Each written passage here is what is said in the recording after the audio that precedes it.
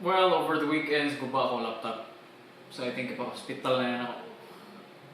It has been 6 years since gigamit na ako. Well, almost mag 6 years. Kalimot ko, I think mga October 24 or something. Gigamit ako, or October 15 na ako gi-unbox. It has done a lot of projects, and including mine, like this random, and possibly the Darkest Hours. Pukon. Ako pa ni pa adto dito sa SM, and hopefully they can give me a quotation on this. Okay, it works fine. The computer works fine.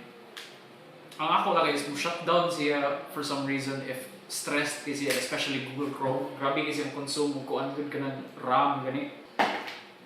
And I just can't do it. I just can't surf the internet or the interwebs without the computer shutting down. And I really need it because it's my work.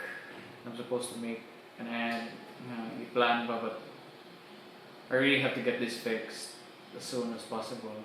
And if ever I can't get this fixed, well, dili sa upload of the videos because I have no editing hardware. I can't edit the videos. Edited by KineMaster. Edited by Power Director. Okay! So yeah, ako kung sa may tambo na basta kay.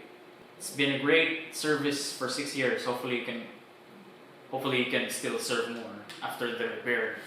Okay, it works fine. It's just it shuts down.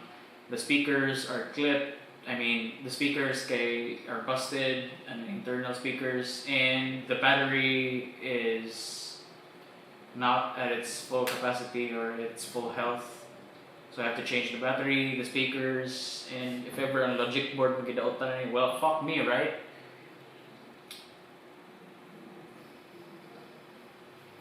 Ano? Uli sa lain mo paminaw. Tugon na, tugon. COVID-19 na bang. Yeah.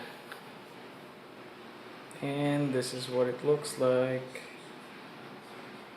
Yup. That's it. Alright, so it's almost 3.